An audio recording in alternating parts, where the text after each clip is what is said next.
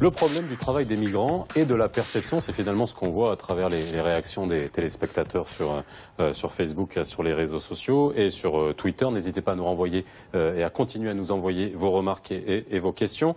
On va parler de cette perception. Ensuite, on verra un autre sujet qui nous permettra de rebondir sur le travail et ce qui reste à faire, hein, vraiment en termes pour appliquer cette politique de manière efficace. Aminata, je parlais tout à l'heure de Maroc. Sommes-nous aujourd'hui en train de découvrir que nous sommes une terre d'immigration à travers le changement de perception de la population, je dis illustré par ce qu'on vient d'entendre. Que le Maroc devienne une terre d'immigration, je pense que le Maroc a toujours été une terre d'immigration, que la question ne se pose pas là. Et au niveau de la perception, je pense plutôt qu'on parle d'étrangers déjà, que souvent, on reste trop souvent focalisé sur une population visible, qui est la population subsaharienne, et qui crée tout l'amalgame autour de cette question migratoire. On a l'impression qu'on parle de la question des étrangers subsahariens spécifiquement. Mais quand on regarde déjà l'opération de régularisation, elle a eu le mérite d'avoir 116 nationalités qui se sont présentées au bureau des étrangers. Alors ça, faut le souligner. Cela signifie que, voilà, le nombre de nationalités. 116 nationalités différentes, donc ça veut dire qu'elle a touché autant des gens de pays d'Asie, d'Europe, qu'il faut souligner, sont peut-être parfois même donc plus pour nombreux. Vous, c'est perception parce qu'ils sont visibles. Hein, vous rejoignez ce que disait Hicham. Laissez-moi vous donner un autre exemple. Là, on connaît toute la tragédie qui se passe en Syrie avec le flux des réfugiés demandeurs d'asile sud-syriens. Nous rencontrons tous les jours dans les quartiers, ici à quelques mètres de vos studios, des personnes d'origine syrienne qui m'ont dit. Il n'y a jamais eu un mot sur les Syriens sont en train d'envahir le Maroc, ils m'ont dit, etc. Là, il y a aussi quelque chose qui nous interpelle. On va y arriver. Constantin. Oui, bien sûr, Hicham a déjà dit ça, puisque quand on voit les gens sur des rues, on parle des subsahariens qui sont dans les rues en train de mendier, mais pourquoi ils mendient? C'est ça la question. Puisqu'il n'y a pas suffisamment d'emplois. S'il y avait d'emplois, pourquoi moi je vais mendier? Je vais préférer travailler et gagner mon dû. Mais puisqu'il n'y a pas d'emploi, vous voyez qu'il y a tout le temps des femmes, des enfants et des hommes dans les rues en train de mendier. Et l'image sort seulement l'image des Africains, des subsahariens. Mais les Syriens sont là, ils sont en train de mendier. Pourquoi on ne parle pas des Syriens? Pour vous, c'est, encore une fois, on focalise seulement sur les Africains subsahariens. On va dire clairement les choses, parce qu'ils sont visibles et que vous avez la peau noire, tout simplement. C'est pour ça que les gens ils sont perçus comme étant pas musulmans. On a, par tradition, depuis qu'on a intégré la Ligue arabe, cette dimension d'arabité et aussi de l'islam qui conditionne un petit peu nos gestes de solidarité, nos positionnements politiques, nos positionnements culturels, etc. Et je pense qu'il est temps aussi que les Marocains puissent aussi se rendre compte qu'ils ne doivent pas avoir de discrimination. Si le problème, c'est tous les étrangers, il ne faut pas se focaliser sur les Noirs. Alors, on reviendra là-dessus. On va juste voir le sujet, parce que c'est vrai qu'on a parlé tout à l'heure. Vous dites aussi, ils mendient parce qu'ils n'ont pas de travail, mais la question est de savoir, et que beaucoup de gens se posent, c'est l'économie marocaine est en mesure d'absorber cette immigration d'un point de vue économique. Comment? Un sujet de Ilyas Salreni.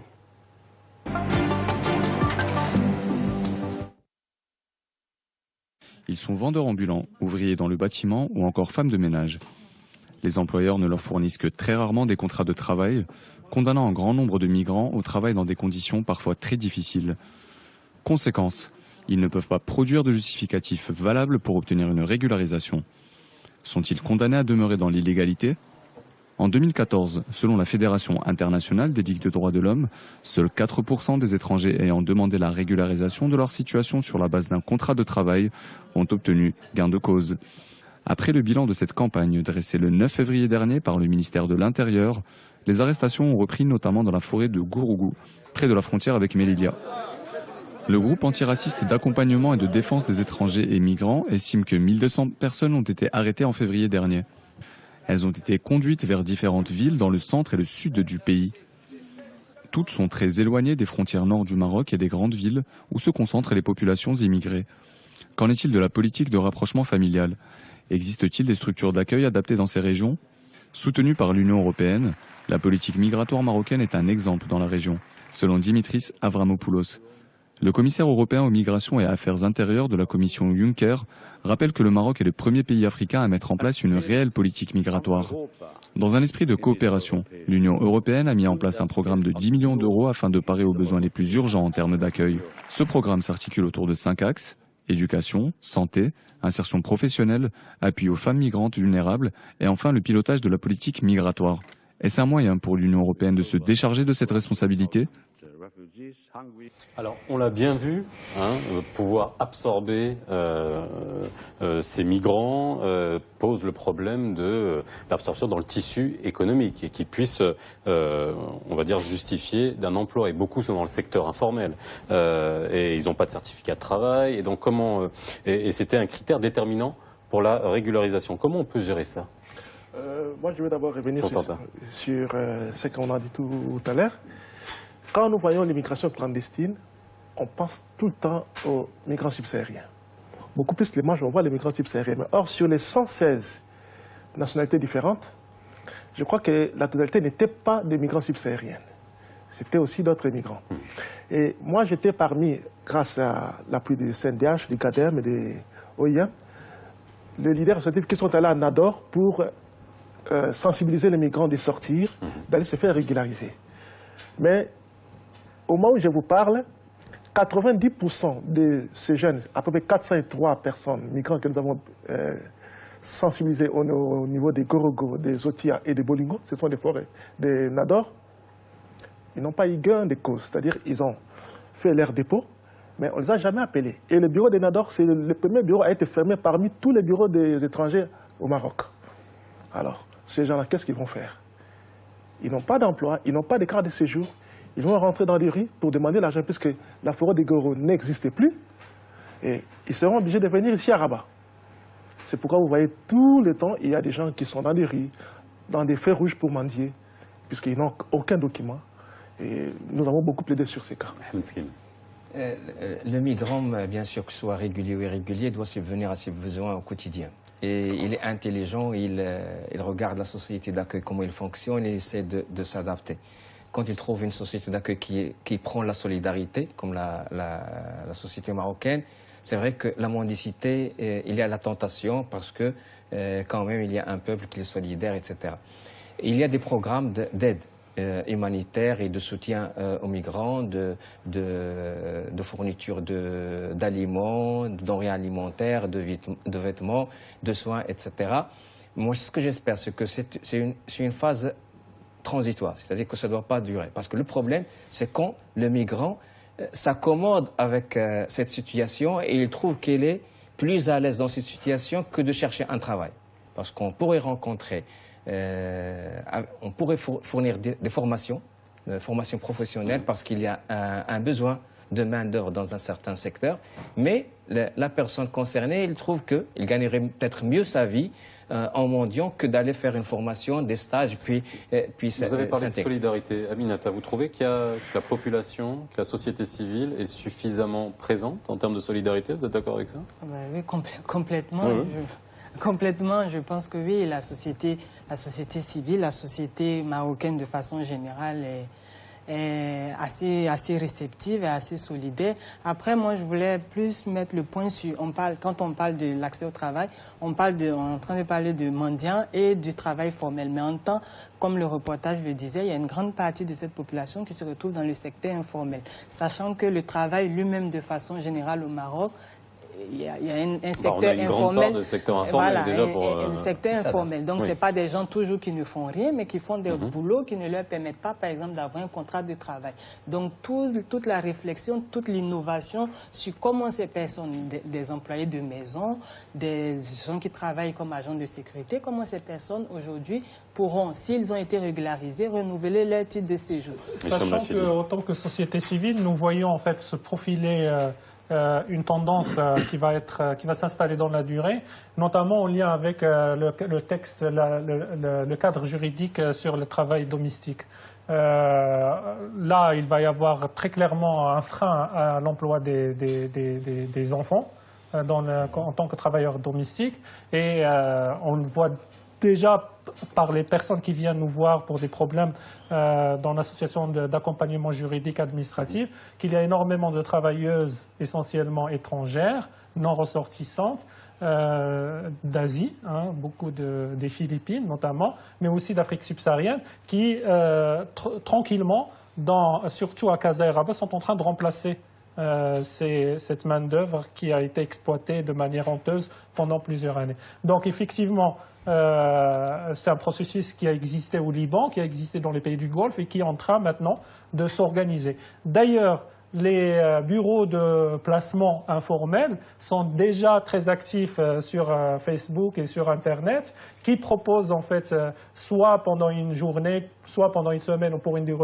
durée plus longue, des travailleuses étrangères de différentes nationalités, sans que ça soit régulé par l'administration et sans que justement les choses soient déclarées, pour garantir les droits des travailleurs et travailleuses domestiques et aussi les droits de la communauté et de l'État en percevant en fait des indemnités ou de la fiscalité sur ces contrats. Alors, je vous parlais de la société civile, je vous posais une question sur la société civile dont vous faites partie et de la perception. Il y a quand même un point que vous avez évoqué en filigrane et qui a, on va dire, défrayé la chronique à travers des unes sur des magazines qui affichaient, on va dire, des titres un peu racistes. Je me rappelle de cette une, le péril noir. Est-ce que le racisme est quelque chose qu'on évoque, que vous discutez et qui peut être, on va dire, au sein de la population, un frein à cette politique qui a été mise en place? Aminata. Pardon, allez-y. Au moment de l'élaboration de la stratégie nationale d'immigration et de l'asile, en faisant le diagnostic sur l'immigration au Maroc, on a conduit une enquête terrain sur un échantillon de migrants réguliers et irréguliers, des étudiants étrangers au Maroc. C'est vraiment un échantillon très représentatif. Il y avait ce genre de questions sur la perception des Marocains, les relations entre étrangers et Marocains. Et on avait constaté que dans la majorité des cas, les étrangers, ou les migrants, que ce soit réguliers ou irréguliers, considéraient que la société marocaine est accueillante, qu'il y a une bonne compréhension avec la société marocaine et qu'ils savent des choses sur l'histoire et sur la culture marocaine. Ah oui, vous êtes d'accord avec ça? Oui, je vous lis un tweet pour que vous puissiez réagir. Le Maroc est un bon pays et accueillant, mais s'il vous plaît, alors ça c'est le tweet qui le dit, attention au racisme. Et je vais lire ce qui est écrit, je cite, Aziz Draoui et autres, c'est raciste, ne le banalisez pas. Alors c'est vraiment ce genre de choses, je suis en train de le lire, et je le dis, non mais voilà, il y a un moment, il faut dire les choses clairement. Est-ce que vous ne sentez pas cette banalisation, justement, de ce racisme anti-noir? Ah oui, bon, moi je pense que, comme l'a dit M. Skim, il y a déjà une nette amélioration. Donc la population marocaine est vraiment accueillante, ce que je constate par rapport à ce qu'on croyait avant. Et en ce qui concerne les racismes, je crois que c'est un faux problème, puisque même chez nous, entre nous les Noirs, on se dit parfois des étrangers qui viennent de notre pays. Moi, je suis congolais de la République démocratique du Congo. Ceux qui viennent peut-être du Sénégal, on a un nom qu'on les attribue. Quand moi, on m'appelle Asie, moi, ça ne me dit absolument rien. Je crois que cela n'a pas du tout un impact. Mais j'ai un apport dans ce thème, c'est ce qui est suffisant. Le reste est là, bon. Je trouve que c'est pas trop dur. Moi, je pense que déjà, aucune société, nulle part n'est à l'abri du racisme. Oui. Tout est dans... Ça dépend de la proportion. Tout est dans la proportion, tout est dans la récupération. Moi, je pense qu'aujourd'hui, il faut comprendre que pour l'instant, la question migration n'est pas encore, par exemple, un enjeu électoral comme ça se présente en Europe. Donc, on n'a peut-être pas d'extrême droite, on va dire, comme en Europe, mais il faut anticiper les choses, il faut se préparer que, par exemple, on est en train de... Ce téléspectateur nous parle de banalisation, il nous dit attention... Oui. À la banalisation. Nous, on ne parle pas de racisme, même si notre nom est groupe antiraciste, etc. Oui. Mais on se focalise... non, mais faut le changer, alors. Non, je vous explique. On se focalise énormément sur l'analyse des discriminations. C'est-à-dire que nous, ce qui nous alerte, c'est quand... une administration, une institution, un service est offert de manière différenciée selon que l'origine nationale, la couleur de la peau, la religion, l'origine ethnique, idéologique, etc. C'est ça où on focalise en fait notre attention. Il se trouve aujourd'hui effectivement qu'il y a des comportements différenciés dans certains secteurs selon que l'on soit étranger de l'Occident ou étrangers de l'Afrique subsaharienne. Et ça, nous alertons, nous faisons des rapports, etc., que nous communiquons à l'État, aux institutions, au ministère aussi de la justice et des libertés, pour qu'il puisse y avoir des réponses. Les réponses, ils sont l'éducation, l'éducation, l'éducation, et aussi une réponse juridique, judiciaire, parce qu'il faut, quand il y a des dysfonctionnements ou des insultes discriminatoires, il faut sanctionner. Le problème, c'est que nous ne voyons pas cette volonté politique et j'ai un indicateur, c'est le projet de code pénal. Dans ce projet de code pénal, on a discuté sur la question des libertés individuelles, etc. Dans le code pénal, il y a beaucoup de choses à part ça. Non, parce que dedans, il y a en fait les sanctions qui sont prévues pour la lutte contre le trafic d'immigrants, sur la question de la traite, qui va être intégrée au projet de code pénal, mais également sur la lutte contre la discrimination. Or, quand on compare les sanctions qui sont prévues en cas de traversée irrégulière de la frontière, celles qui sont prévues en cas de traite d'êtres humains et celles qui sont prévues en cas de discrimination contre des personnes pour l'un des critères qui sont cités par la loi, il n'y a pas photo. On ne risque rien quand on discrimine sur la base de la couleur, de la religion, etc. Et on risque énormément si on traverse la frontière. Et c'est pour ça qu'on dit que le code pénal reprend en réalité les priorités des États membres de l'Union européenne et de l'Union européenne. Aminata. Moi, je voulais revenir sur la question de l'impunité de la loi. Déjà, dans les recommandations du CNDH, il avait été recommandé d'accélérer, voire de proposer une loi sur le racisme et la discrimination, qui, je pense, est prévue dans les actions à court terme qui ont été prises dans la stratégie nationale. En plus de cela, moi, je voulais revenir aussi sur le fait que, au niveau vous avez illustré le racisme par l'article Péril noir. Donc là, on passe sur les médias. Tout est aussi dans les messages qui sont portés, tout est dans la perception que les gens ont de ces messages qui sont portés, de cette stigmatisation, de cette focalisation. C'est pour cela que, par exemple, dans les recommandations du CNDH, il y avait des recommandations qui ciblaient spécifiquement les médias qui n'ont pas toujours aussi un message approprié et qui sont consultés, qui sont lus par la... On ne fait pas le débat sur cette une, mais ça aurait dû être puni, selon vous? Oui, ça aurait dû être sanctionné. Bon, d'accord.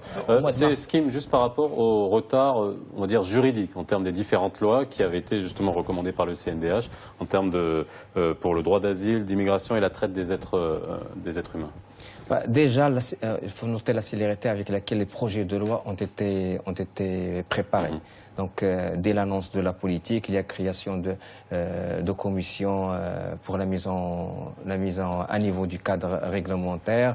Les groupes qui ont travaillé, qui ont fait des voyages dans des pays pour s'enquérir du cadre juridique dans ces pays, des experts qui sont venus au Maroc. Et donc, il y a un projet de loi sur la lutte contre la traite des êtres humains qui a été adopté en Conseil de gouvernement le 30 avril 2015 et maintenant qui est transmis au Parlement pour adoption.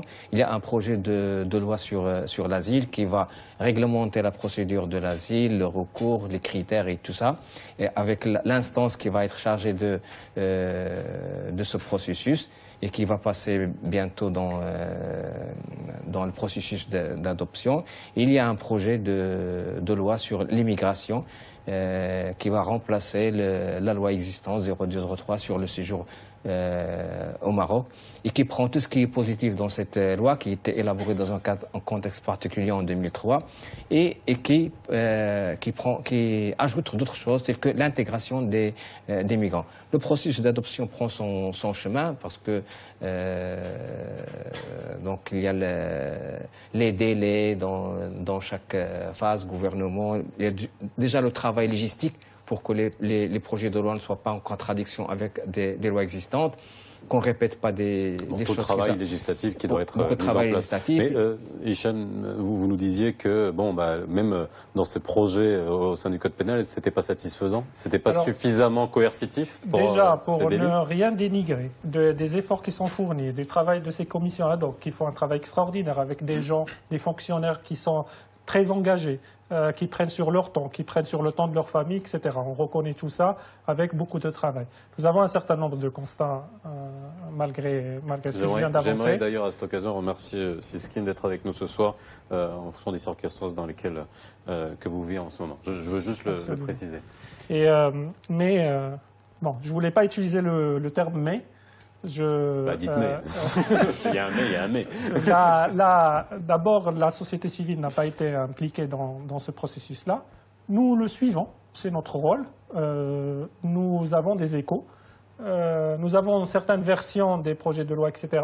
Et nous essayons de communiquer nos observations toujours de manière indirecte. Il n'y a pas de processus de concertation sur cette question-là.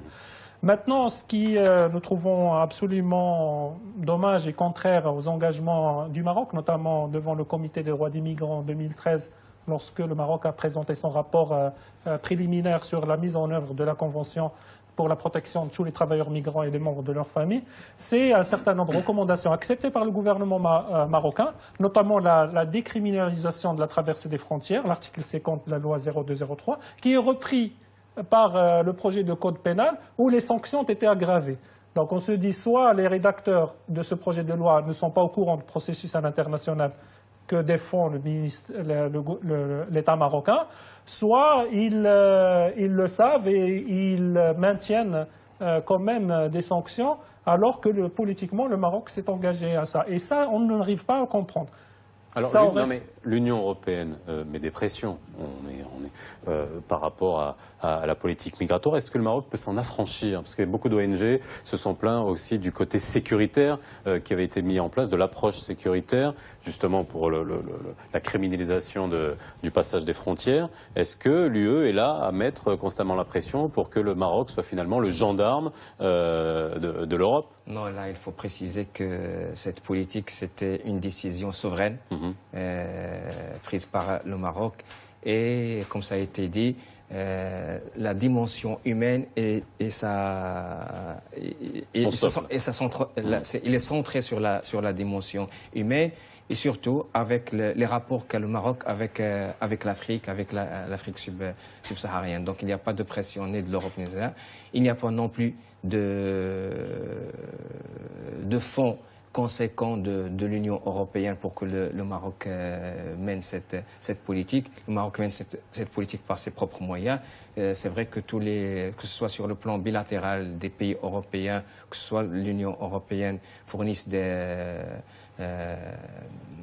un accompagnement, une aide technique et financière, mais c'est une décision souveraine du pays.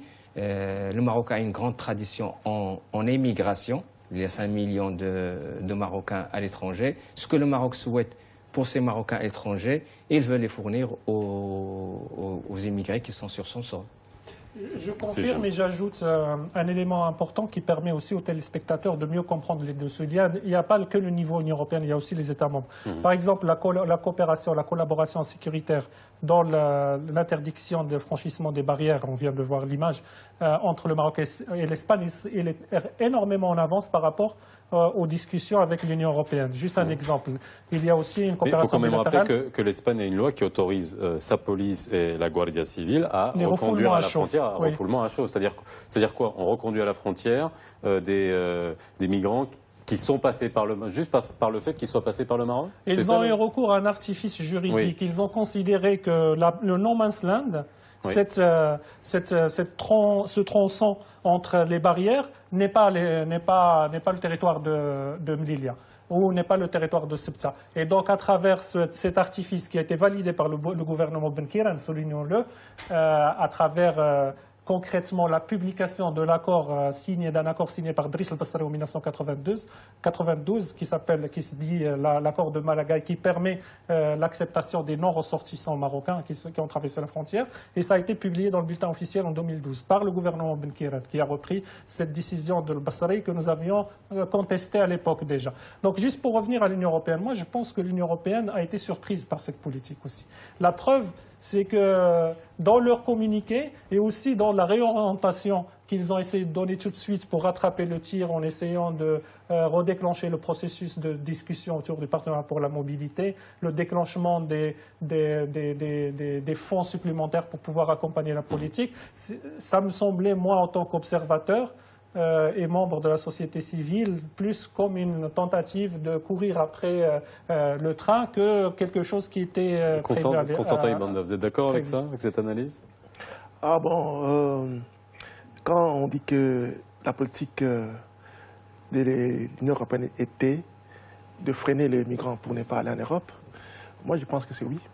Puisque si vous voyez actuellement, la Hongrie est en train d'ériger un mur. Oui. Mais ce mur n'est pas comme le mur de Ceuta et de Melilla. On en parle, on est en train de condamner la Hongrie. Pourquoi il fait ça? Mais pourquoi on ne condamne pas Ceuta et Melilla?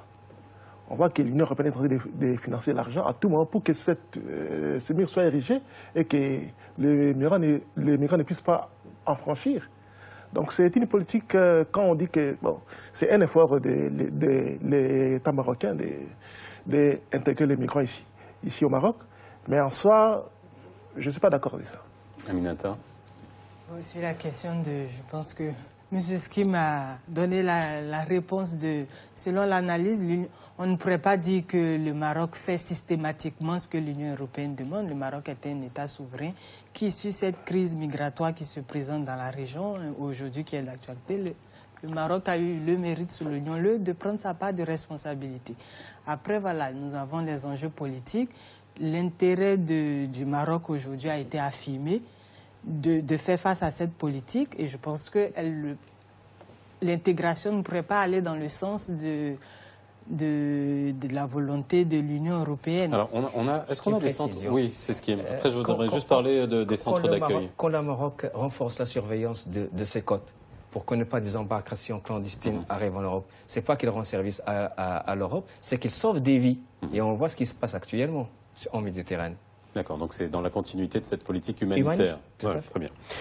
Les centres d'accueil, parce qu'il nous reste quelques minutes, combien on en a sur le Maroc, des centres d'accueil des réfugiés? Est-ce qu'on en a assez et comment ils fonctionnent? Il n'y a pas de centre d'accueil au Maroc. Dans le sens des centres qui sont établis en Europe, non. Et heureusement, et c'est là un des enjeux actuellement de l'Union européenne et des États membres, c'est justement le premier enjeu, c'est celui de pousser le Maroc à signer un accord de réadmission qui permet non seulement d'accueillir, de réadmettre ses ressortissants, ce qui est le cas aujourd'hui avec les États membres, pas avec l'Union européenne, mais avec les États membres, mais également toute personne ayant franchi la frontière ou une de frontières marocaines vers l'Europe. Ça, c'est le premier enjeu. Heureusement que le Maroc fait de la résistance depuis 10 ans. Nous saluons la diplomatie marocaine et aussi les responsables marocains parce qu'ils résistent à toutes les pressions qui leur sont faites sur ce registre-là. Et le deuxième, et nous les encourageons à continuer.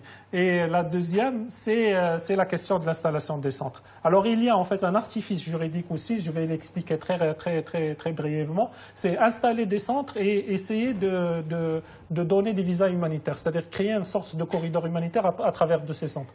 C'est une manière pour les États membres et aussi pour l'Union européenne, sous couvert de sauver des vies, de réguler un peu les flux qui arrivent sur l'espace Schengen.